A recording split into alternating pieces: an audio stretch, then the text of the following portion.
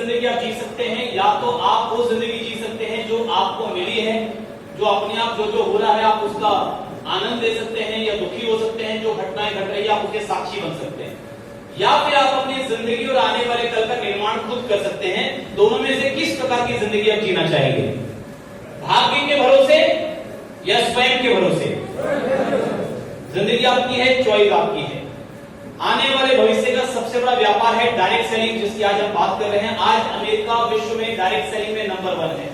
विश्व के बड़े बड़े लोग आज डायरेक्ट सेलिंग के बारे में जो बातें बोल रहे हैं, अगर आप सुने और उनकी जानकारी ले तो आपको ये मालूम पड़ेगा कि विश्व का हर बड़ा से बड़ा व्यक्ति, चाहे वो अमेरिका के भूतपूर्व राष्ट्रपति हो, बड़े बड़े इन्वेस्टर्स हो, देश के हमारे देश के राष्ट्रपति हो, हमारे बड़े बड़े ट्रेनर्स हो, ये सभी नेटवर्क मार्केटिंग को एक सुर में इसकी तारीफ कर रहे हैं कि ये आने वाले सदी का सबसे बड़ा व्यापार है। डोनाल्ड ट्रंप का शायद आपने नाम सुना होगा, अमेरिका के भूतपूर्व राष्ट्रपति हैं, ये भी नेटवर्क मार्केटिंग की बहुत ज्यादा वकालत करते हैं। बिल क्लिंटन जब अमेरिका के प्रेसिडेंट थे, इन्होंने नेटवर्क मार्केटिंग की बहुत ज्यादा तारीफ की और देश के सपनों को पूरा करने में नेटवर्क मार्केटिंग का जो योगदान था उसके लिए नेटवर्कर्स को बहुत बहुत दिल से शुक्रिया अदा किया।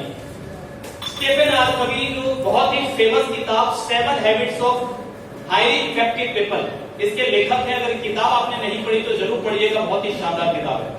इसके लेखक हैं, ये बहुत तारीफ करते हैं। उनका कहना है आने वाले समय में सबसे ज्यादा सम्मान की नजरों से उन्हीं लोगों को देखा जाएगा जो नेटवर्क मार्केटिंग के कामयाब लोग होंगे। मैं अगर आपको कुछ एग्जांपल दिखाऊं कि विश्व में जिन देशों में नेटवर्क मार्केटिंग पिछले 50, 60, 70 सालों से चल रहा है, वहां पर इनकम के बड़े बड़े एग्जांपल आने शुरू हो गए हैं। जैसे ये किम हुई है, ये हर महीने नेटवर्क मार्केटिंग से 6 करोड़ 23 लाख रुपए कमाती हैं। ये है साहब जेना ड्रैगिल, ये हर महीने 5 करोड़ 35 लाख रुपए नेटवर्क मार्केटिंग से कमाते हैं। ये इवान मोनिका तापिया है, हर महीने 5 करोड़ 24 लाख रुपए नेटवर्क मार्केटिंग से कमाते हैं। डेविड इमोनाइट है, हर महीने 4 करोड़ 77 लाख रुपए नेटवर्क मार्केटिंग से कमाते हैं।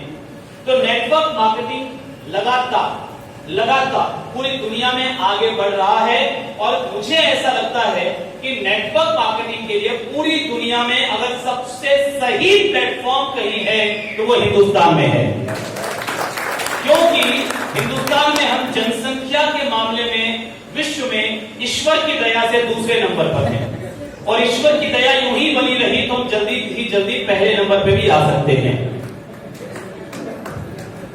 और क्या चाहिए नेटवर्क मार्केटिंग के लिए? लोग ही तो चाहिए। हमारे देश में बेरोजगारी सबसे ज्यादा है, हमारे देश में रोजगार की आवश्यकता सबको ज्यादा है, हमारे यहाँ पर साहब अंडर एम्प्लॉयमेंट सबसे ज्यादा है। अनएम्प्लॉयमेंट तो है ही, अंडर एम्प्लॉयमेंट भी है। अंडर एम्प्लॉयमेंट का मतलब कि जितनी क्षमता है और जितने पैसे की जरूरत है, न तो क्षमता का पूरा इस्तेमाल हो पा रहा है, न पर्याप्त पैसे आ पा रहे, तो दोनों ही चीजों में कमी है, तो ये बहुत ज्यादा है। इसलिए सभी विशेषज्ञों का मानना है कि 2037 तक इंडिया नेटवर्क मार्केटिंग में वर्ल्ड में नंबर 1 हो सकता है। आज वर्ल्ड में नंबर 1 अमेरिका है, टर्नओवर लगभग 3 लाख करोड़ के आसपास है। अगले 15 साल बाद 2037 की हम बात कर रहे हैं, तो टर्नओवर उनका कुछ नहीं तो डबल तो होगा, 6 लाख करोड़ तक पहुंचेगा और इंडिया नंबर 1 होगा, यानी उससे ज्यादा इंडिया का टर्नओवर होगा। यानी वो इंडस्ट्री जो आज 20-22 हजार करोड़ की है हमारे हिंदुस्तान में, अगर अगले 15 साल में वो 6 लाख करोड़ जा सकती है, तो आप कल्पना कीजिए कि आने वाले वक्त में इस बिजनेस का भविष्य क्या होने वाला है। और इतने बड़े व्यापार को यदि केवल कुछ गली एक्सपर्ट की सलाह पर हम नजरअंदाज कर दें तो शायद इस गलती का हमें पछतावा ऐसा होगा कि जिसकी भरपाई करने का मौका नहीं मिलेगा। मैं आपको एक छोटा सा एग्जांपल देता हूं। आज से कुछ साल पहले जमीनों की कोई डिमांड नहीं थी। कितना साल पहले? ज्यादा 25 साल पहले, 30 साल पहले, 40 साल पहले जमीनों की ज्यादा डिमांड नहीं थी। किसी भी पिछड़े इलाके में, गांव के इलाके में या खाली बस्ती में जमीन लोग खरीदने के लिए जल्दी से तैयार नहीं होते थे। आपको याद है, हमें से कुछ पुराने साथियों को याद होगा हुआ जब जमीन किसी को बेचने के लिए उसकी खुशामद करनी पड़ती थी कि भाई मुझे पैसे की जरूरत है, खरीद दे, धीरे धीरे पैसा दे देना। हेलो, होता था ऐसा? उस जमाने में अलग अलग कैटेगरी के लोग थे। आप किस कैटेगरी में आना चाहते हैं वो आपको तय करना है। मैं आपके बीच में वो सारी कैटेगरी रख देता हूं। पहली कैटेगरी थी ए कैटेगरी। जब इनको यह मौका मिला कि भैया जमीन आज खरीद लो, कल क्या पता मिले ना मिले, आज बहुत आराम से मिल रही है, बहुत सस्ते दाम में मिल रही है, कोई कीमत ही नहीं है, खरीद लो जो खरीद सकते हो। तो ऐसे लोग थे जिन्होंने जमीन को नहीं खरीदा। इन्होंने कहा सब क्या जरूरत है जमीन की, इतनी जमीन फालतू पड़ी है और इस इलाके में कौन आने वाला है, कुछ है ही नहीं इस इलाके में, यहाँ कौन जमीन खरीदेगा, अरे सब ऐसे ही जमीन पड़ी है, जहां जिस जमीन में यूज कर लो कोई मना ही नहीं करता, कहीं भी खेती कर लो, कुछ भी कर लो, तो सब जमीन खरीद के बेवकूफी, इन्होंने नहीं खरीदा और आज इनके बच्चे दूसरों के खेत में मजदूरी कर रहे हैं। यस और नो? यस और नो? दूसरी कैटेगरी बी, इन्होंने सोचा थोड़ा आगे के बारे में कि बात तो सही है, आज मिल रही है जमीन, क्या पता कल मिले ना मिले, तो इन्होंने अपनी जरूरत के हिसाब से 2-3 एकड़ जमीन खरीदी या 1 एकड़ खरीदी, आधा एकड़ खरीदी, जरूरत के हिसाब से खरीदी। इन्होंने अपने पीछे आने वाली क्रिकेट टीम के बारे में नहीं सोचा।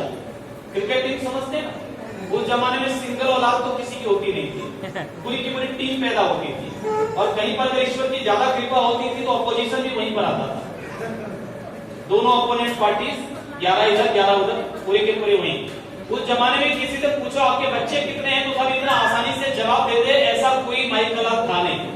उस जमाने में गिनती गिननी पड़ती थी, अपलू टपलू चपलू बबलू, और थोड़ा 5-10 मिनट गिनती गिनने के बाद व्यक्ति अंदाजे से बताता था कि 15-20 होंगे, तब भी एक्यूरेट बता पाना संभव नहीं था। ऐसा जमाना था, ऐसा जमाना।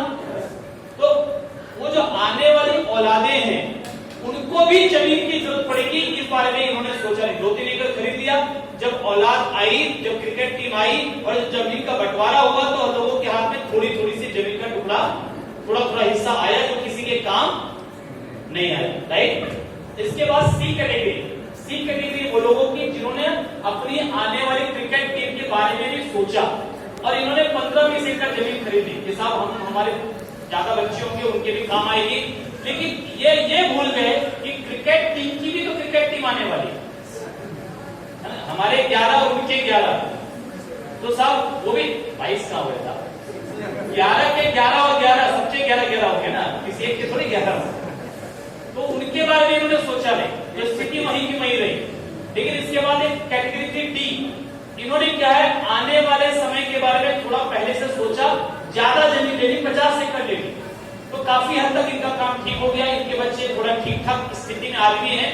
लेकिन एक कैटेगरी ई है जो साहब मिथिलेश जी टाइप की कैटेगरी, ई कैटेगरी, इनको नेटवर्क की ताकत मालूम थी, तो इन्होंने क्या खुद तो अपने जीवन काल में जितनी ज्यादा से ज्यादा जमीन मिल सकती थी ले सकते थे ले लिया, और अपने बच्चों को भी यही सिखाया कि भैया तुम जब तक अपने जीवन काल में जितनी जमीन ले सकते हो ले लो, कल आने वाले समय में तुम्हारे बच्चों के काम आने वाली है। और इन्हीं के बच्चे आज के समय में गांव के जमींदार होकर बैठे हैं, 100 एकड़ 200 एकड़ 400 एकड़ जमीन एक एक व्यक्ति के पास है। ऐसे लोग हैं या नहीं है? हैं या नहीं है साहब? इन्होंने जमीनें पैदा की हैं, कहां से आई जमीन? इन्होंने खरीदी, इन्होंने खरीदी, इनके किसी बाप दादा के जमाने में किसी ने खरीदी जिसका फायदा आज इनको भी मिल रहा है। ये सुनो, अब मैं आपसे एक सवाल पूछता हूं, ये जो ए कैटेगरी के लोग हैं इनके बच्चे आज जब इनके बच्चों को देखते होंगे तो अपने पूर्वजों के बारे में क्या सोचते होंगे?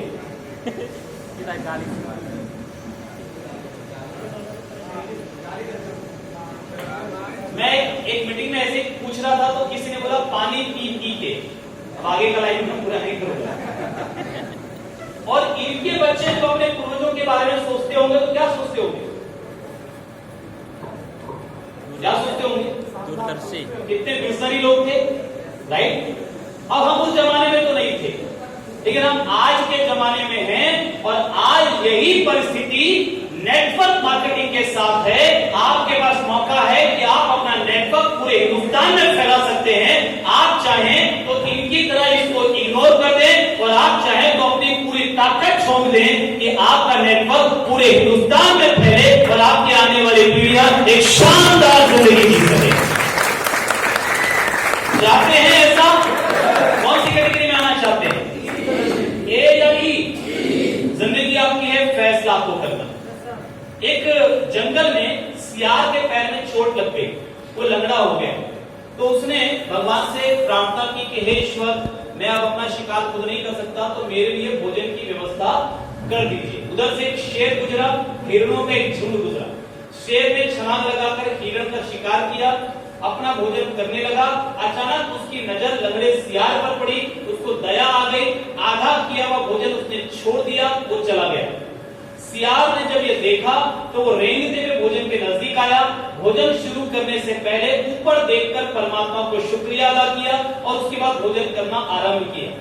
ये कहानी एक महात्मा अपने प्रवचन में सुना रहे थे और ये कहानी सुनाने के पीछे उनका उद्देश्य 2 मैसेज देना था। पहला मैसेज ये कि जब भी आप भोजन ग्रहण करने बैठे तो भोजन ग्रहण करना शुरू करने से पहले हाथ जोड़कर परमात्मा को शुक्रिया अदा कीजिए और फिर भोजन करना शुरू कीजिए। क्योंकि जो भोजन आज आपकी थाली में है, जिसमें आप कमियां ढूंढते हैं कई बार कि साहब भोजन ठीक से नहीं पका, दाल अच्छी नहीं बनी, नमक ज्यादा हो गया, सब्जी मजा नहीं आ रहा, जिस भोजन में आप कमियां ढूंढते हैं, आप यकीन मानिए इस दुनिया में करोड़ों ऐसे लोग हैं जिनको वो भोजन भी नसीब नहीं है जो भोजन आज आपकी थाली में है।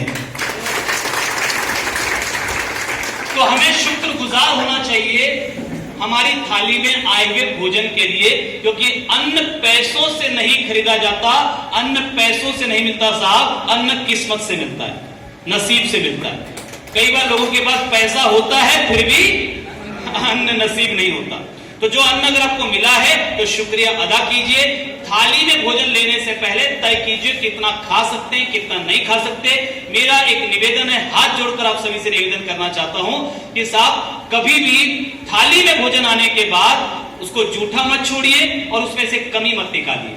मैं एक सवाल आपसे पूछता हूं, मंदिर के प्रसाद में, गुरुद्वारे के प्रसाद में, मंदिर के प्रसाद में, गुरुद्वारे के प्रसाद में या किसी भी धार्मिक जगह के प्रसाद में और घर के अनाज में अंतर क्या है? किस चीज का अंतर है साहब? भाव का। किसका अंतर है?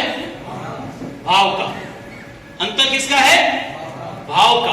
और मैं आज आपको इस बात का यकीन दिलाता हूं, भोजन शुरू करने से पहले यदि हाथ जोड़कर आप परमात्मा को आज के भोजन के लिए शुक्रिया अदा करेंगे और भोजन को परमात्मा का प्रसाद मानकर ग्रहण करेंगे तो आपके घर का भोजन भी मंदिर का प्रसाद बन जाएगा और आपके शरीर में जाकर दवा का काम करेगा। आपकी बहुत सारी बीमारियां तो केवल उस भोजन के ग्रहण करने से दूर हो जाएगी। दूसरा मैसेज वो महात्मा देना चाहते थे कि ईश्वर दयालु है और हर व्यक्ति की पुकार सुनता है, उस पर विश्वास रखो। आप क्या मैसेज देना चाहते हो उससे मतलब नहीं है, व्यक्ति क्या लेना चाहता है। वहां पर एक व्यक्ति बैठा था, उसने ये मैसेज दिया कि अगर परमात्मा लंगड़े सियार के लिए भोजन की व्यवस्था कर सकता है, इसका मतलब है कि वो मेरे लिए भी व्यवस्था कर सकता है। इसका मतलब है मुझे आज के बाद काम करने की जरूरत नहीं है। तो वो घर गया और उसने कहा साहब बहुत हो गया काम, अब हम करेंगे आराम और ऊपर वाला करेगा मेरे लिए भोजन का इंतजाम। उसने ऊपर वाले से कहा कि भैया एक गर्मा गर्म भोजन की थाली भेज दो, भूख लगी, मैं थोड़ा आराम करता हूं, बहुत दिन काम कर लिया। वो शाम को सो के उठा, उसको लगा भोजन आ गया होगा, लेकिन देखा भोजन आया नहीं था। उसको लगा गर्मा गर्म स्वादिष्ट भोजन बनने में शायद थोड़ा टाइम ज्यादा लग रहा है। उसने कहा ऊपर वाले टाइम ले ले, लेकिन थोड़ा जल्दी भेज, भूख जोर की लगी है। कुछ घंटे बीते, भोजन आया नहीं, रात हो गई, भोजन आया नहीं, अगला दिन सवेरा हो गया, भोजन आया नहीं, तो गुस्से में आग बबूला हो गया। बोला मजाक लगा रखा है, आज जाकर के मिलना पड़ेगा। वो गया महात्मा के पास, बोला साहब ये झूठी कहानियां सुनाना बंद करो, ये क्या मजाक लगा रखा है, क्या मजाक लगा रखा है कि परमात्मा लंगड़े सियार के लिए भोजन की व्यवस्था करता, मेरे लिए तो की नहीं। तो महात्मा ने कहा नाराज मत हो, मुझे पूरी बात बताओ। जब उसने पूरी बात बताई तो महात्मा जी ने कहा कि बेटा मेरी कहानी तो सच्ची है, बात सिर्फ इतनी है कि परमात्मा ने धरती पर हर व्यक्ति को अलग अलग रोल, अलग अलग जिम्मेदारी और अलग अलग शक्ति देकर के भेजा है। हो सकता है कि तुम अपने आप को लंगड़े सियार के रोल में देखना चाहते हो और उसने तुम्हें वो शक्ति दी है और वो रोल दिया है कि तुम शेर का जीवन जी सको, शेर का जीवन जी सको।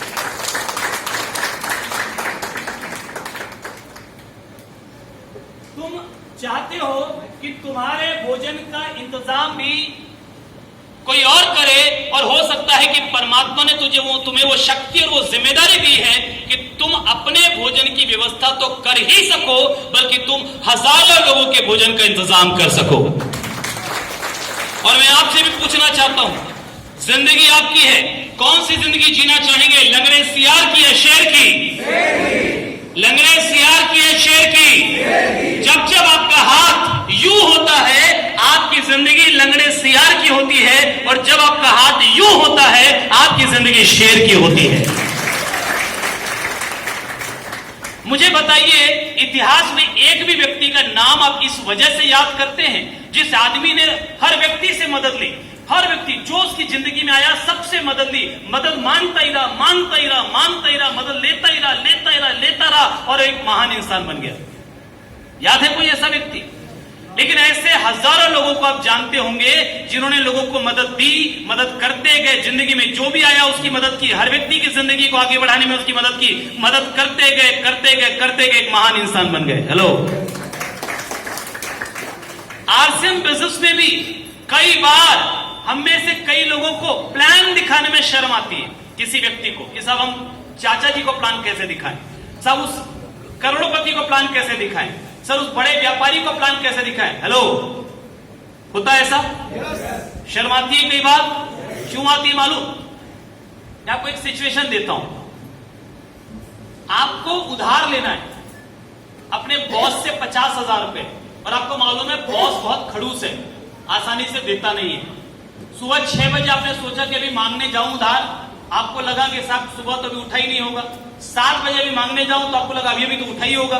उठते के साथ उधार मांगने वाले का दर्शन हो जाए, दिन खराब हो जाता है। 8 बजे लगा अभी जाऊं तो बोले अभी नहा धो रहा होगा। 9 बजे अभी जाऊं बोले अभी तो नाश्ता कर रहा होगा।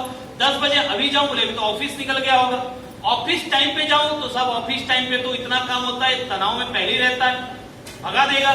शाम को जाऊं 5 बजे बोले अभी तो ऑफिस से निकल रहा होगा। 6 बजे अभी तो आया होगा। 7 बजे सैर पे गया होगा। 8 बजे खाना खाने बैठा होगा। 9 बजे परिवार के साथ बैठ के टीवी देख रहा होगा। 10 बजे सो गया होगा। हम गए ही नहीं, जाते तो पता नहीं मिलता नहीं मिलता, लेकिन गए ही नहीं। शर्म आ गई, गए ही नहीं। सिचुएशन नंबर 2, ये सब मैंने बॉस से 50,000 रुपया उधार लिया था, जो किसी कारण से मैं वापस नहीं कर पा रहा था, क्योंकि पैसे नहीं थे। बॉस ने भी मान दिया था, डूब गए पैसे, लेकिन मेरे पास कहीं से पैसे आ गए और अब मुझे बॉस को वापस करना है। मेरा सवाल है आपसे, सुबह 6 बजे जा सकता हूं क्या? 7 बजे जा सकता हूं क्या? नाश्ते के टाइम पे जा सकता हूं क्या? खाने के टाइम पे जा सकता हूं क्या? ऑफिस में जाके वापस कर सकता हूं क्या? अरे साहब, रात को 2 बजे भी अगर मैं घंटी बजाऊंगा, बॉस मेरे को नींद नहीं आ रही, आपका 50,000 लो, मेरे को टेंशन हो गई कि ये लोग पकड़ो अपना पैसा। बॉस साहब रात के 2 बजे भी खुशी से आपको अंदर बिठाएगा, खुद अपने हाथों से चाय बनाकर पिलाएगा। Yes no? क्या सिचुएशन में अंतर आ गया? दोनों सिचुएशन में क्या अंतर आ गया? पहले हम लेने गए थे और अब हम देने गए हैं। आरसीएम बिजनेस को जब ये सोच के किसी के पास जाओगे कि अगर वो जुड़ जाएगा तो मेरा टारगेट पूरा हो जाएगा, मेरी रॉयल्टी आ जाएगी, मेरे सपने पूरे हो जाएंगे, तो शर्म आएगी। और अगर ये सोच के आरसीएम लोगों के पास जाओगे, अगर इसकी समझ में आ गया तो इसकी जिंदगी बदलने में, इसके सपने पूरे करने में मैं इसकी मदद करूंगा, तो यकीन मानो आपकी जय जयकार पूरे हिंदुस्तान में हो सकती है।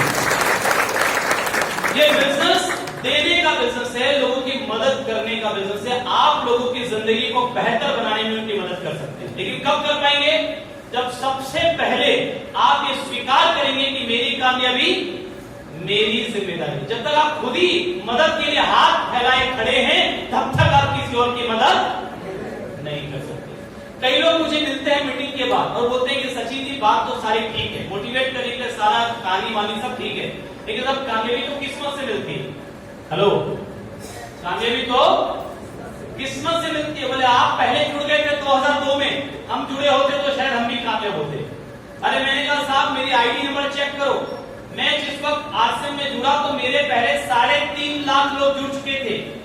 क्या वो 3.5 लाख सारे के सारे रूबी हैं? क्यों नहीं है? क्योंकि बात पहले और बाद से नहीं होती है। बात यह है कि आरसीएम में अब कब आए फर्क इससे नहीं पड़ता, आरसीएम यहां कब आया इससे फर्क पड़ता है। अपने बच्चे को लेकर किसी ज्योतिष महाराज के पास गई और हाथ दिखाया। वो ज्योतिष महाराज बहुत प्रसिद्ध थे। हाथ दिखाया कि इसका भविष्य देखकर बताइए। ज्योतिष ने कहा कि क्या जानना चाहते हो अपने बच्चे के बारे में? तो माँ ने कहा मैं जानना चाहती हूँ कि मेरा बच्चा कितनी पढ़ाई करेगा, क्योंकि मैं इसको पढ़ाना चाहती हूँ। ज्योतिष महाराज ने कहा कि मुझे बहुत दुख है ये बताते हुए कि तुम्हारे बच्चे के हाथ में तो पढ़ाई की रेखा है ही नहीं, पढ़ाई की रेखा है ही नहीं, और तुम कहते हो कि तुम इसको पढ़ाना चाहती हो लेकिन इसके हाथ में तो पढ़ाई की रेखा है ही नहीं। तो माँ ये सुनकर घबरा गई। उसने कहा क्या बात कर रहे आप, पढ़ाई की रेखा है ही नहीं, कहाँ होगी रेखा? तो महाराज ने कहा देखो यहाँ होगी रेखा लेकिन इसके हाथ में तो है ही नहीं। माँ वापस घर आई, घर आके रोने लग गई। बच्चे ने पूछा माँ क्या हुआ? तो माँ ने कहा कि साहब मैं तुम्हें पढ़ाना चाहती हूँ, ज्योतिष महाराज ने कहा कि तुम्हारे हाथ में तो पढ़ाई की रेखा है ही नहीं। बच्चे ने कहा बस इतनी सी बात। कुछ देर के बाद माँ ने देखा कि बच्चे के हाथ से खून निकल रहा है, दूसरे हाथ में चाकू है।